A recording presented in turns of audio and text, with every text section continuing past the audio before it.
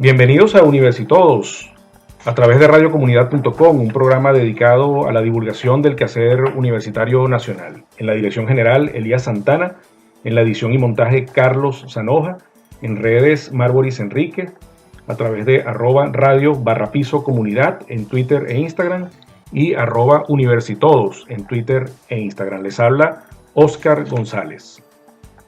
Hoy estaremos conversando nuevamente sobre la situación de algunas universidades nacionales, en este caso sobre la situación de las universidades privadas. La semana pasada estuvimos conversando con la profesora Mariela Asato, vicerrectora administrativa de la Universidad Simón Bolívar y especialista en tecnologías educativas, quien nos estuvo comentando sobre la situación específica de la Universidad Simón Bolívar, sobre la implantación de nuevas medidas para tratar de adelantar, de lograr algunos avances académicos que permitan darle continuidad a los estudios universitarios y a la actividad académica en general. Y desde su perspectiva como especialista en tecnologías educativas, nos estuvo también orientando sobre lo que viene a nivel mundial en el uso de estas nuevas tecnologías para la educación universitaria, la educación en general. Tiene un portal abierto donde está tratando estos temas para beneficiar a los docentes y a los estudiantes a través de Instagram. Y en esta línea queremos continuar el día de hoy conversando con un invitado de lujo. Pero antes de presentar al invitado, queremos comentar que estas 2 semanas ha habido 2 hechos bien preocupantes a nivel universitario. Sobre esto también vamos a estar conversando con nuestro invitado de hoy. Uno de ellos tiene que ver con el vandalismo y la quema de libros, de bibliotecas en la Universidad de Oriente, que ha generado una reacción muy firme y muy contundente de parte de todas las instituciones universitarias que se ven afectadas por esa pérdida patrimonial que está sufriendo la Universidad de Oriente. También han ocurrido hechos en otras universidades, en la Universidad de Carabobo, en la Universidad Central. Pero este caso en específico que ocurre en tiempos en los cuales las universidades nacionales están atravesando por una crisis presupuestaria tan grave como la que afecta también a todos los órdenes de la vida nacional, hace difícil reponer cualquier material bibliográfico o hemerográfico, y además es un hecho de vandalismo que no tiene justificación alguna. No se entiende cómo personas que puedan pertenecer a alguna comunidad cercana a la Universidad de Oriente acometen estos hechos delictivos de por sí, pero aparte de eso, pues son vandálicos, son criminales y pueden generar daños que son irreparables. El otro hecho que ha generado corrientes de opinión tiene que ver con la publicación que se hizo en la revista Science de circulación mundial, una de las revistas más prestigiosas de divulgación científica, sobre la amenaza pública que se ha hecho sobre los miembros de la Academia de Ciencias Físicas y Matemáticas y Naturales de Venezuela, que cumpliendo con su función de promover la investigación y la divulgación de esos conocimientos, publicaron unos escenarios de crecimiento del contagio de la enfermedad del COVID-19, y por esa razón fueron amenazados públicamente desde instancias del gobierno. Eso también ha generado un rechazo internacional que se refleja en la publicación en esta revista y constituye también otro golpe a la academia y a la autonomía de las universidades y de todo el mundo académico, que es inaceptable. El concepto de autonomía es un concepto generalmente muy utilizado, pero poco comprendido por la sociedad. La autonomía es la facultad que se le ha otorgado desde hace pues casi 1000 años que tienen las instituciones universitarias a nivel mundial, para que generen el conocimiento y divulguen ese conocimiento sin la interferencia de intereses políticos, religiosos o económicos.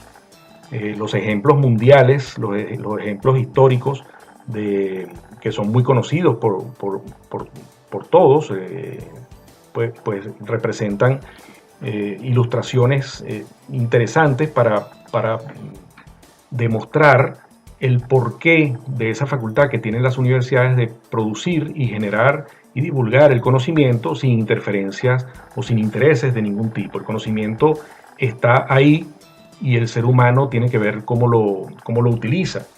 Entonces, se puede utilizar para el bien o se puede utilizar para el mal. Los ejemplos a los que me refiero, por ejemplo, el caso de Galileo Galilei, con la interferencia del poder religioso que trató de condicionar sus observaciones científicas y sus resultados. El caso de Darwin también desde el punto de vista religioso, y así por el estilo, cualquier cantidad de condicionantes que se han otorgado o que se han generado contra la divulgación del conocimiento científico. Hoy en día existe conocimiento que tampoco se ha definido muy bien cómo utilizarlo. El ser humano tiene el conocimiento para la clonación humana, pero existen frenos de tipo ético para ello. También existe el conocimiento sobre la energía atómica, se puede utilizar para la destrucción o se puede utilizar para la medicina o para otros fines, para la generación de energía eléctrica, por ejemplo. Pero ese conocimiento se produce de manera natural porque existe un ambiente de libertad para generar ese conocimiento, y ese es el concepto fundamental de la autonomía que se le concede a esas instituciones que se dedican a la generación del conocimiento. Para hablar de estos temas, de cómo se trabaja hoy en día en la Universidad Metropolitana con esta coyuntura que estamos atravesando, y para hablar de los temas relacionados con estos ataques a la autonomía académica, tanto de la universidad en general como de la propia Academia de Ciencias Físicas y Naturales y otras academias que también han recibido en otros momentos este tipo de amenazas, vamos a estar conversando con el profesor Benjamín Sharifker. El profesor Benjamín Sharifker es sinónimo de academia hoy día en la Venezuela actual. Es químico, licenciado en química de profesión, con un doctorado en Inglaterra, y es uno de los científicos más reconocidos a nivel internacional, uno de los científicos venezolanos más reconocidos a nivel internacional, con premios y reconocimientos de diferente índole, y ha ejercido también cargos importantes de gestión académico-administrativa en la Universidad Simón Bolívar. Fue decano de investigación, fue vicerrector administrativo, después fue rector. Hoy en día es el rector de la Universidad Metropolitana y es un invitado de lujo, tiene una cobertura también interesante a nivel mediático, tiene una gran cantidad de publicaciones y también participación a nivel de los medios de comunicación, y adicionalmente es individuo de número de la academia, justamente de la Academia de Ciencias Físicas y Naturales. Entonces con él vamos a estar conversando al regreso de esta primera pausa musical del programa Universitodos. Estaremos conversando entonces con el profesor Benjamín Sharifker al regreso.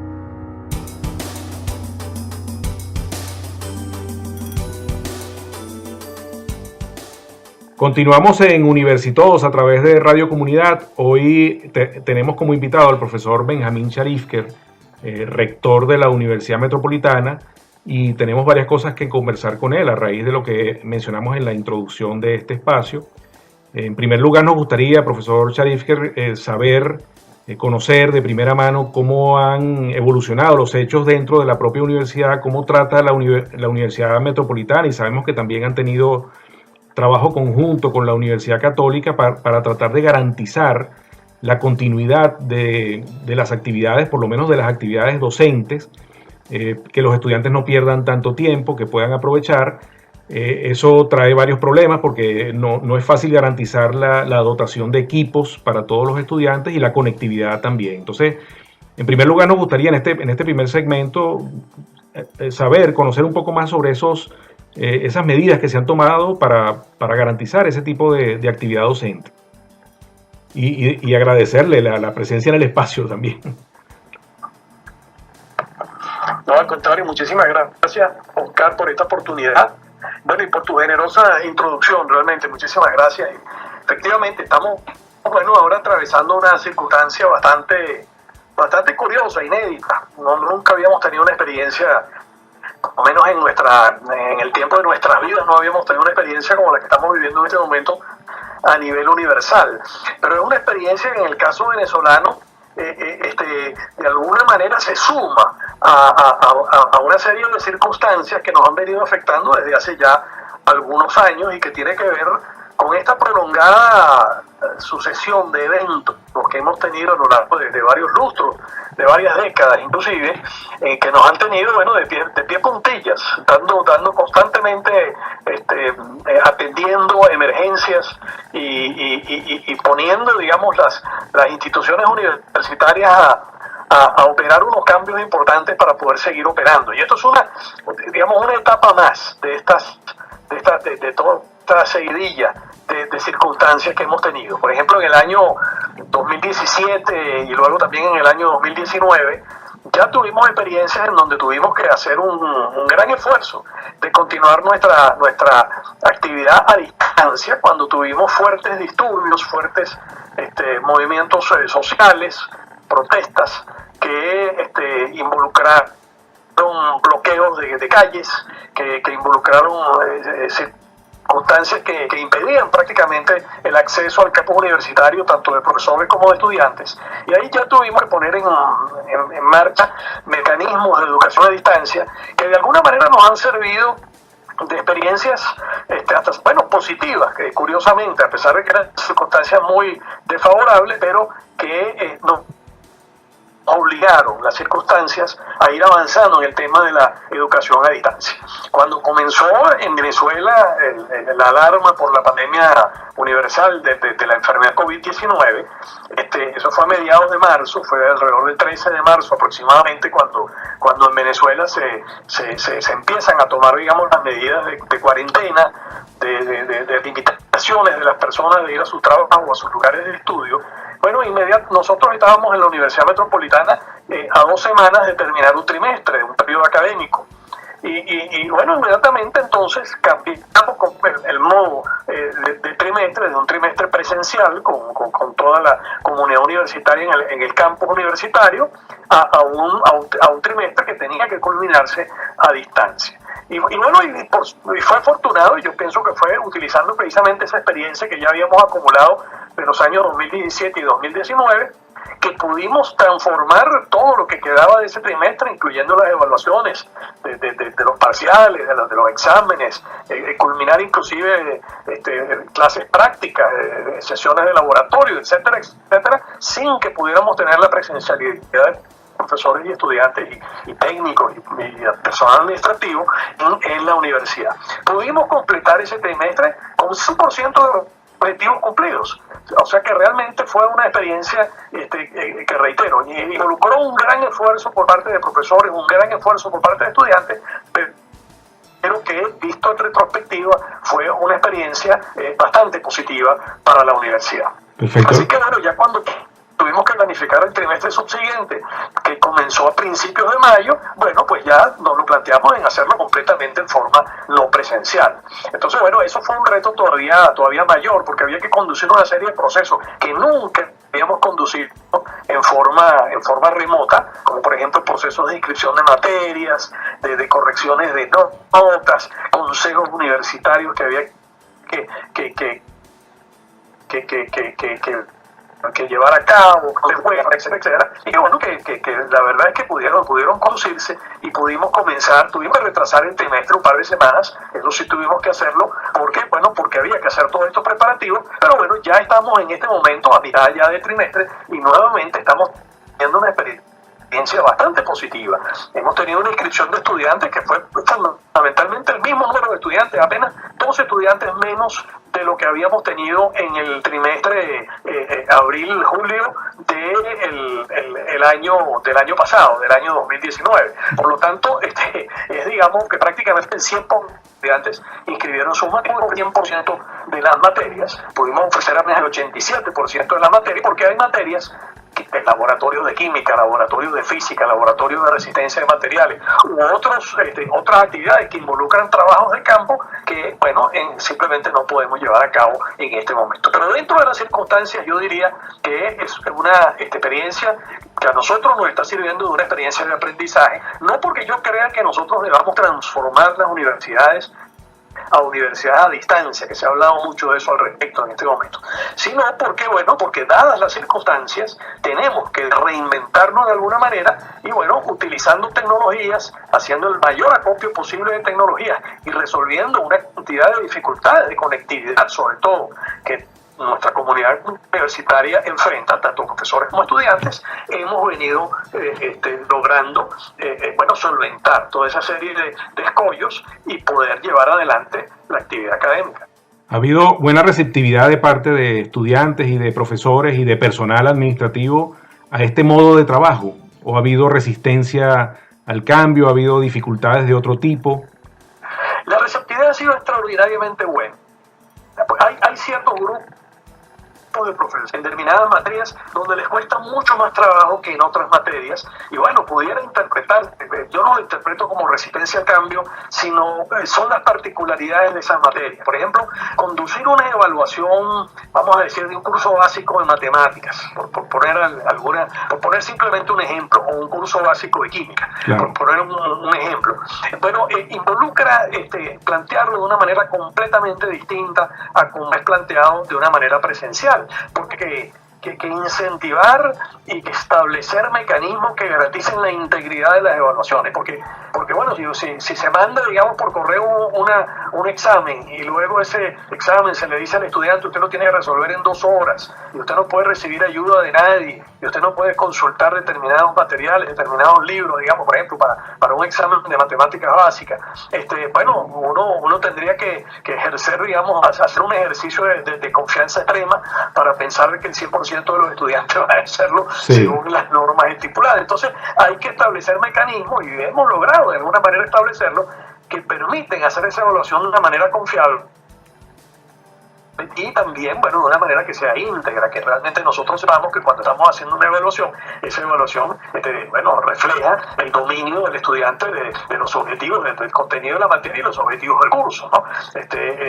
Y no es tarea fácil, sobre todo en cursos básicos que suelen ser cursos masivos. Hay muchos estudiantes en donde el profesor tiene dificultades luego para tener una interacción tal vez personal, porque se pudieran muchas de estas circunstancias resolver con exámenes orales o con conversaciones de profesores y estudiantes, pero claro, un curso masivo que tiene, digamos, varias decenas de estudiantes, que pueden ser 40, que pueden ser 50 en algunos casos, a pesar de que los grupos estudiantiles en la Universidad Metropolitana suelen limitarse a 25 estudiantes, pero hay ciertos cursos en donde el número es algunas veces un poco mayor, eso hace bastante difícil. Sin embargo, a pesar de todas esas dificultades y algunos problemas puntuales que hemos tenido en algunas materias, en general la experiencia ha sido muy positiva, con una gran colaboración por parte de profesores y estudiantes y sobre todo una decisión a acometer una carga de trabajo muchísimo mayor de lo que significa la carga de trabajo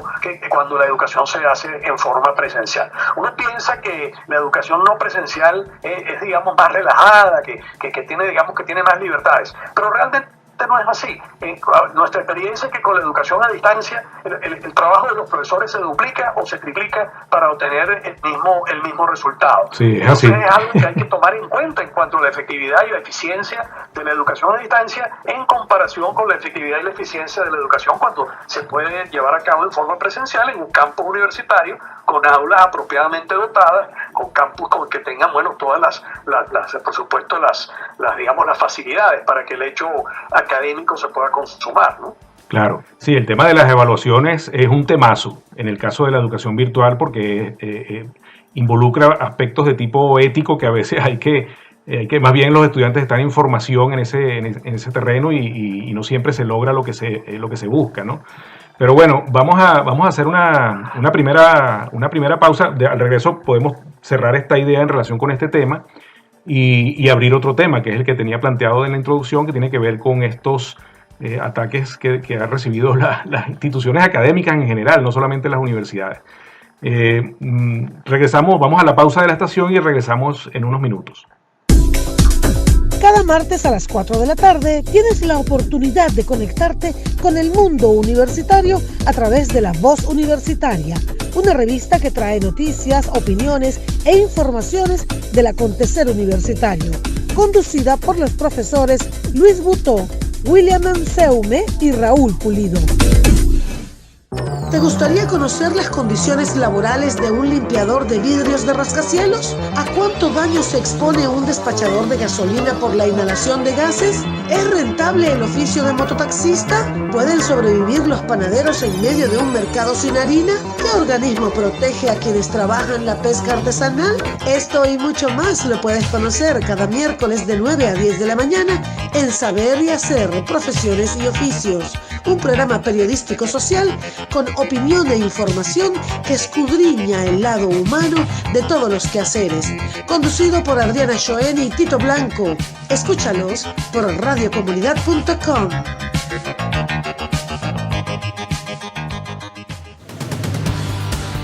Escucha todos los miércoles a las 7 de la noche, Activos en la Vía, un programa de información, prevención, noticias y entrevistas en materia de seguridad vial, conducido por Rosario Santander y Yunepsa Rojas, en una producción de la Fundación Seguros Caracas y la Escuela de Ciudadanos para la Red Venezolana de Seguridad Vial.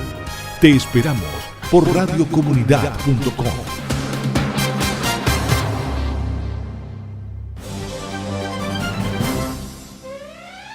Todos los martes, de 7 a 8 de la noche, Cultura Preventiva, donde encontrarás la formación para el ciudadano con aptitudes y creencias positivas. Cultura Preventiva con Kenneth Agar. Recuerde, martes de 7 a 8 de la noche, por radiocomunidad.com.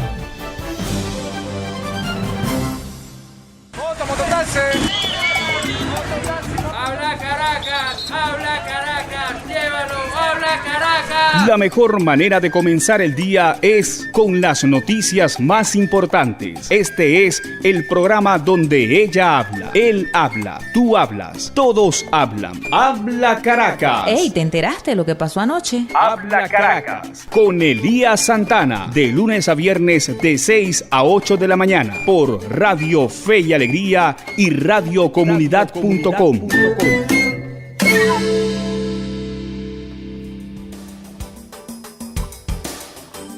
Continuamos en Universitodos a través de radiocomunidad.com, hoy conversando con el rector de la Universidad Metropolitana, el profesor Benjamín Sharifker.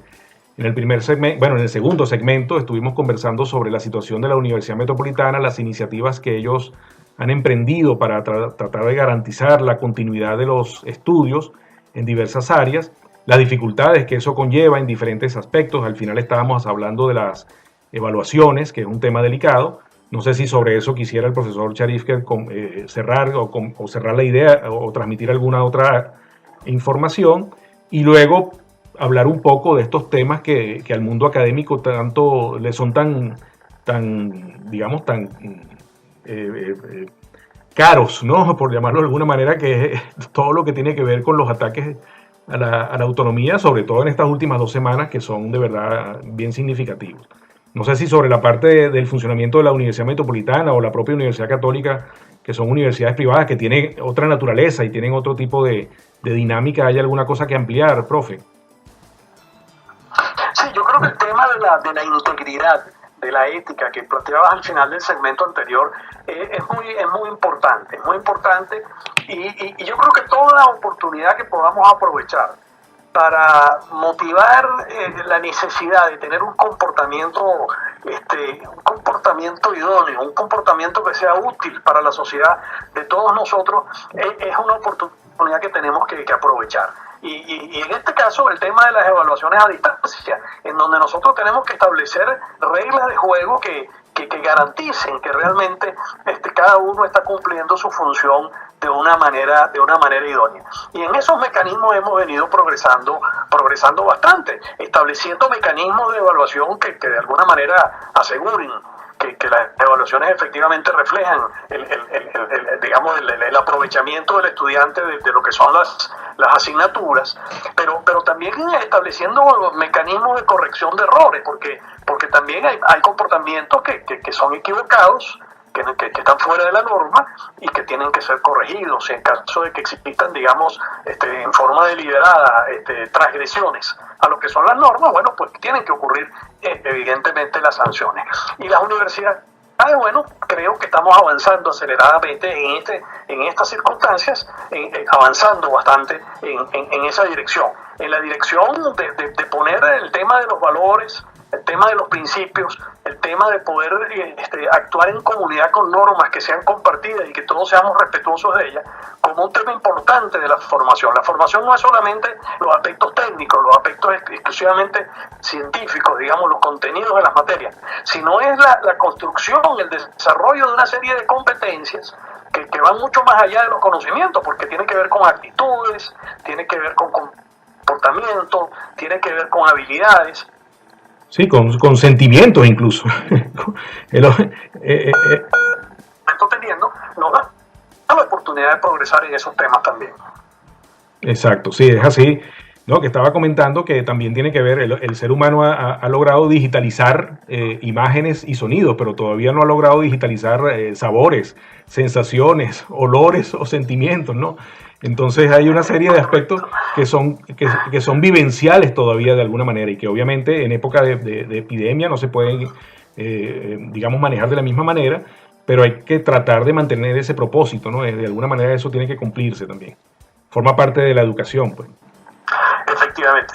Bueno, ¿no? Efectivamente, sí, yo creo que tenemos muchísimo que avanzar para poder solamente confiar en la tecnología para un hecho tan complejo como es la experiencia académica, la experiencia universitaria, que es una experiencia de vida que todo quien haya atravesado esa experiencia, bueno, pues reconoce que es una experiencia transformadora y que solamente se puede realizar cuando uno puede ir a un campo deportivo donde hay no solamente horas de clase, de aprendizaje, sino que también hay experiencias de compartir, claro, con estudios, con profesores, eventos deportivos, eventos culturales, una serie, digamos, de otras circunstancias que son lo que realmente hacen rica la vida universitaria y enriquecen también luego la vida de las personas en su desempeño posterior en la sociedad, profesionalmente, familiarmente, socialmente. Exacto, sí, es así. Bueno, no sé, me gustaría conversar sobre el otro tema que de verdad ha generado muchas reacciones a nivel universitario en Venezuela y también a nivel internacional.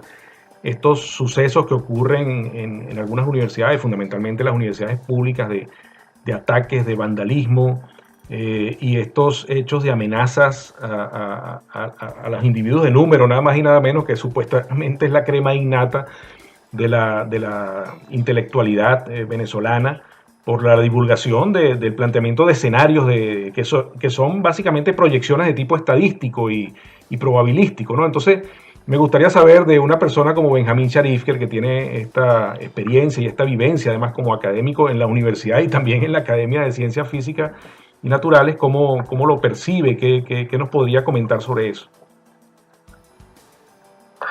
Bueno, nosotros hemos tenido en las semanas recientes estos eventos, sobre todo en las universidades públicas, que son realmente muy vergonzosos, muy penosos y muy dolorosos. El caso, por ejemplo, más reciente es la quema intencional de la biblioteca del núcleo de Sucre de la Universidad de Oriente, ubicado en Cumaná, en donde completamente quedó destruida esa biblioteca en forma intencional. O sea que eso, digamos, el informe técnico de los bomberos indica que eso fue completamente intencional, que fue provocado, que fue un hecho delictivo. Y que ¿cuál puede ser la motivación va a tener esa persona para quemar una biblioteca? Y las pérdidas patrimoniales, por supuesto, son irreparables, porque ahí en esa biblioteca no solamente había libros, había, revistas, material bibliográfico adquirido, sino que también estaban las tesis de grado, los trabajos de investigación, los trabajos de ascenso, etcétera, claro, que los distintos miembros de la comunidad universitaria habían producido a lo largo de años. Eso es irrecuperable, ya eso se quemó y va a ser prácticamente imposible recuperarlo. A lo mejor se pueden comprar libros, se pueden comprar revistas, pero una biblioteca no es solamente un depósito de materiales bibliográficos. Una biblioteca es un lugar de trabajo, es un lugar de estudio, un lugar de creación. Los estudiantes, la experiencia más rica que posiblemente los estudiantes tengan durante su periodo universitario es precisamente ir a la biblioteca, conformar grupos de estudio y en un ambiente de trabajo, bueno, construir conjuntamente el conocimiento mientras van acometiendo las tareas que tienen que ver con el avance en las distintas asignaciones académicas. De tal manera que digamos, la magnitud del crimen cometido con la destrucción de una biblioteca va mucho más allá de la pérdida patrimonial, porque atenta contra el espíritu mismo universitario, y sobre todo cuando nosotros, bueno, recordamos que en los periodos más oscuros del siglo XX, cuando hubo totalitarismo, sobre todo Europa, que luego llevaron a la Segunda Guerra Mundial, bueno, nosotros, bueno, vemos las fotografías donde quemaban determinados libros, porque esos libros, digamos diciendo que la Tierra se movía alrededor del Sol, y entonces eso significó, bueno, que tuviera que decir, bueno, mira, si me van a quemar por decir que la Tierra se mueve alrededor del Sol, bueno, pues yo no lo voy a decir, lo cual no va a hacer que la Tierra no se mueva alrededor del Sol, se seguirá moviendo alrededor del Sol. Entonces, bueno, independientemente de cuáles sean esos intereses económicos, políticos, religiosos, ideológicos que quieran perseguir quienes en algún momento determinado tienen el poder, el conocimiento va a seguir progresando, porque realmente por algo la especie humana se denomina a sí misma el Homo sapiens. Exacto. O sea, lo que nos mantiene a nosotros unidos y lo que nos permite a nosotros vivir en sociedad como seres sociales es precisamente compartir el conocimiento que tenemos, y no es solamente compartirlo, es desarrollarlo, porque ese es nuestro mecanismo adaptativo para poder acometer, bueno, todos los retos que la realidad nos presenta. Vamos desarrollando conocimientos y a través de ese desarrollo de conocimiento vamos avanzando. Y un ejemplo de eso es que cuando, bueno, la Academia de Ciencias Físicas, Matemáticas y Naturales emitió un informe alertando sobre cuál quiera ser la dinámica de la epidemia del coronavirus en Venezuela, en donde pudiera haber un incremento de número de casos, y que había entonces que preparar a la sociedad para ese incremento, sobre todo al sistema médico, bueno, ¿cuál fue la reacción del poder? Eso significó una amenaza, porque, bueno, no coincidía exactamente con el discurso oficial. Había un discurso oficial que era, bueno, un tanto distinto a ese discurso oficial, y quienes entonces detentan el poder sintieron que el que hubiera un conocimiento independiente y que no pudiera ser controlado con el mazo duro del poder, bueno, que pudiera eso significar una amenaza para ellos. Bueno, el conocimiento, quien considere que el conocimiento es una amenaza, tiene la partida perdida, porque realmente la historia de la humanidad demuestra que la humanidad ha avanzado precisamente debido o gracias a la generación de nuevos conocimientos y la posibilidad de aplicar esos conocimientos a la resolución de los problemas de la realidad. Y conocimiento donde no hace falta hacer distinción entre ciencia pura y ciencia aplicada, o conocimiento básico y conocimiento, digamos, aplicado. No, el conocimiento es una aventura universal que es patrimonio de todos los seres humanos, y como sabemos hay movimientos que ya tienen varias décadas de acceso libre al conocimiento, que han venido avanzando, y ahora ya, bueno, gran cantidad de información científica y técnica puede ser, uno puede acceder a ella, si no de una forma gratuita, porque realmente en fin, esto sería ya otra discusión, pero cada cosa tiene su costo, pero sí, digamos, el acceso libre al conocimiento, de forma tal de que efectivamente sobre la base del conocimiento nosotros podamos sentar las bases de lo que es el progreso humano, de alcanzar mejores niveles de bienestar cada vez más. Y aquellos países que nos hemos apartado de esos preceptos que son fundamentales, sufrimos las consecuencias, y Venezuela es un ejemplo patente de ello, en donde nosotros hemos despreciado el valor del conocimiento por décadas ya, y bueno, y nosotros estamos viendo cómo ha venido disminuyendo la calidad de vida del venezolano, ha venido disminuyendo la productividad económica. Entonces, a pesar del esfuerzo que cada venezolano hace de salir a trabajar todos los días, largas horas de trabajo, bueno, los salarios que recibe cada venezolano por ese gran esfuerzo es muy pequeño, porque la productividad de la sociedad venezolana ha decaído, porque no hemos basado nuestro progreso en conocimiento, sino que queremos basar nuestro progreso en ideologías o en algún otro tipo de esquemas que no tienen nada que ver con el desempeño humano. Exacto. Sí, bueno, de verdad que es una clase lo que nos ha dado hoy en este segmento. Ahora yo voy a aprovechar esa clase en el próximo segmento, porque una de las cosas que se espera de los académicos es justamente tratar de elaborar visión prospectiva. Nos pasamos un poquito de tiempo en este segmento, pero vamos a tratar de retomar esto en el segmento siguiente para cerrar también esta conversación hablando del futuro, porque eso siempre es una conversación un poquito más liviana. Ya regresamos en Universitodos a través de radiocomunidad.com.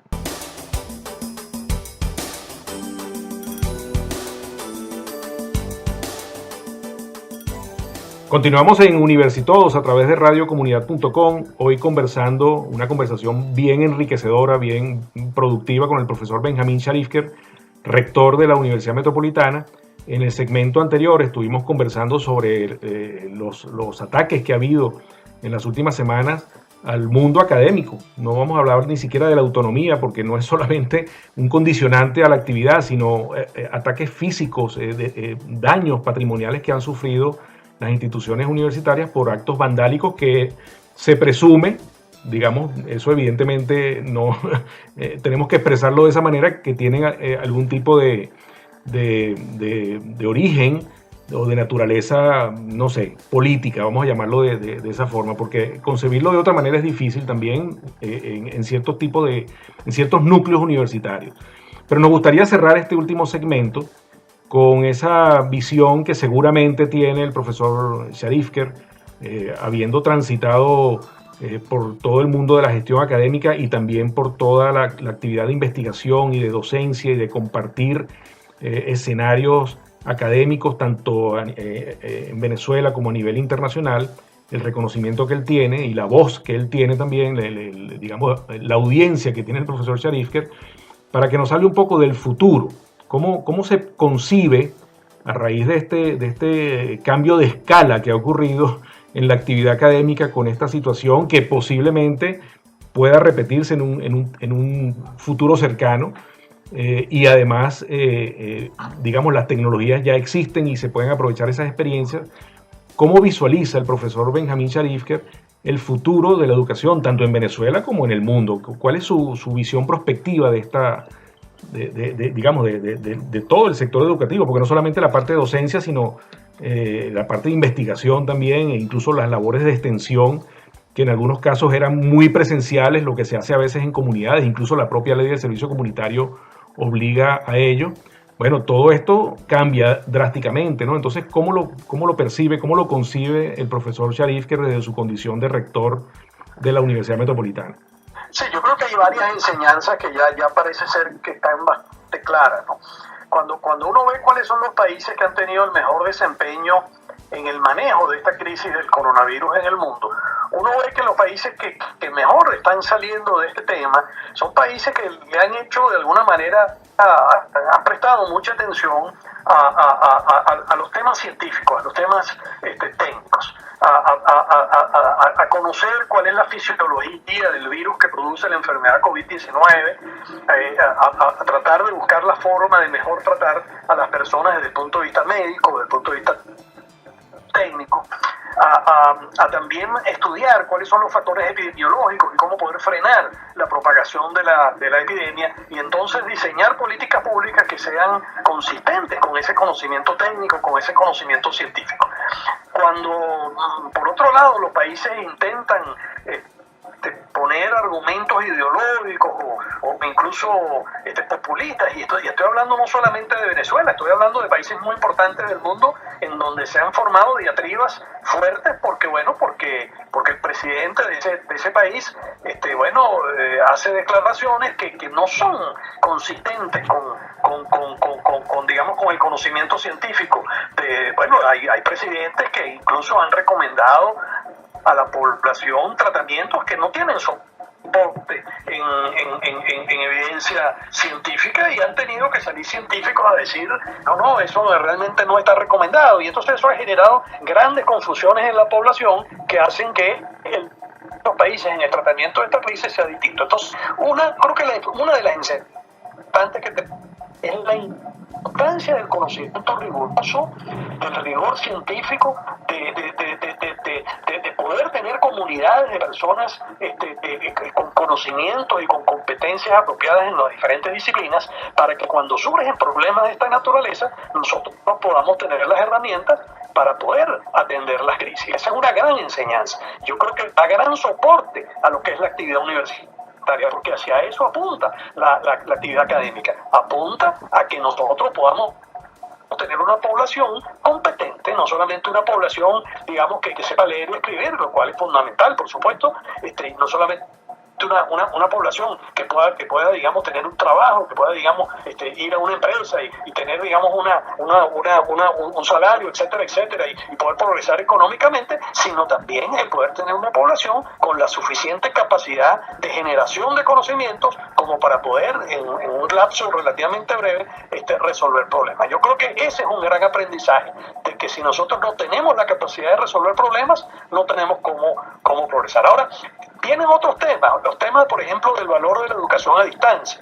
Pues, mucho se ha reflexionado de que después del coronavirus las universidades, bueno, se van a transformar en universidades a distancia. Yo descreo un poquito de esas predicciones, no estoy alineado con ese tipo de predicciones, porque pienso que la experiencia universitaria, como hablábamos en el segmento anterior, es una experiencia que va mucho más.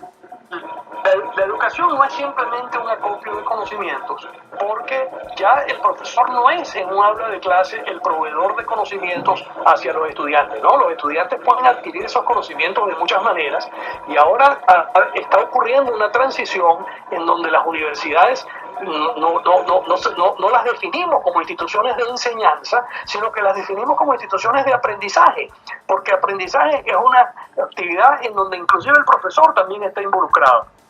Y en el hecho académico no se trata de que los conocimientos viejos sean transmitidos a receptores nuevos que son los estudiantes, sino que constantemente estemos nosotros elaborando conocimientos nuevos y estemos nosotros aprendiendo en esta labor. Entonces por eso yo pienso que el rol de las universidades como centros de aprendizaje se materializa de una manera muchísimo más efectiva cuando nosotros podemos tener las universidades conformando grupos de trabajo, teniendo laboratorios, teniendo talleres, teniendo discusiones en donde se va construyendo en una forma conjunta el conocimiento y se va categorizando ese conocimiento y se van entonces de esa manera elaborando categorías cada vez superiores de organización humana que nos llevan a mejores destinos. Ese pienso yo que es un segundo aprendizaje. El primero que decíamos que es el valor propio del conocimiento, que creo que se ve realzado, y el segundo es el valor del aprendizaje, de que nosotros para poder conformar estas comunidades de aprendizaje, bueno, experiencia rica, con contacto íntimo entre personas, es muy importante. Pero luego yo creo que sí, que hay otros aprendizajes importantes y que tienen que ver también con la transformación de la naturaleza del trabajo en la humanidad. El trabajo se está desmaterializando, se ha venido desmaterializando desde hace mucho tiempo. Ahora el mayor valor ya no está en los recursos naturales, que lo estuvo durante algún cierto tiempo, los productos de la tierra, los minerales, el petróleo, la energía, etcétera. Luego, bueno, le dimos mucho valor o le damos mucho valor, por supuesto, a la transformación industrial. Sigue teniendo un valor muy importante. Pero detrás de todas esas actividades está la labor intelectual. Y cada vez más la labor intelectual está ocupando mayor esfuerzo y mayor tiempo en el desempeño humano. Y esa labor intelectual efectivamente se está llevando a cabo de una forma distribuida. Se está llevando a cabo no solamente en los establecimientos industriales, en los establecimientos productivos, y no solamente en los establecimientos académicos tampoco. Entonces ahora hay una serie de actores que están conformando esta comunidad de conocimiento, que se está convirtiendo, además, en lugar de ser comunidades aisladas, uno en cada país, se conforma en una comunidad universal. Entonces yo creo que ahora con la pandemia del coronavirus, esa experiencia, digamos, global de la construcción de conocimiento y de la importancia de la labor intelectual se está viendo acrecentada. Entonces Entonces, esta digamos, distribución social de las responsabilidades, en donde la responsabilidad de la creación de conocimientos, de la creación de tecnologías, de la adaptación de tecnologías, se está haciendo cada vez más importante, sobre todo cuando vemos con la rapidez como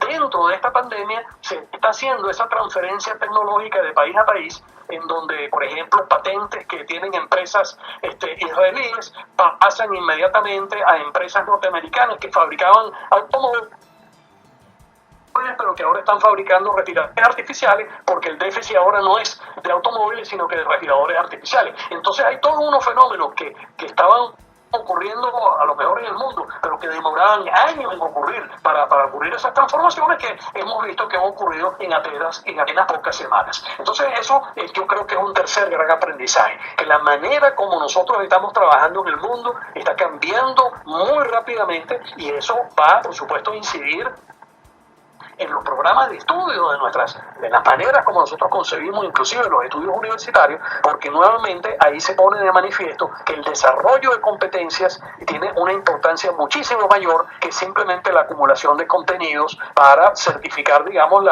un diploma universitario. Entonces los diplomas universitarios, pienso que cada vez más estarán buscando personas competentes, personas, digamos, que tengan habilidades, que tengan aptitudes, que tengan actitudes, que tengan ciertos valores, y por supuesto que tengan conocimientos, a que solamente nosotros nos fijemos en personas que son, digamos, piezas técnicas dentro de un rompecabezas para un proceso industrial o para un proceso, digamos, de oferta de servicio. Entonces pienso que esas serían, digamos, para mí los tres o cuatro elementos más importantes de los aprendizajes que estamos teniendo de esta experiencia que ya tenemos un par de meses, digamos, con la pandemia esta del COVID-19.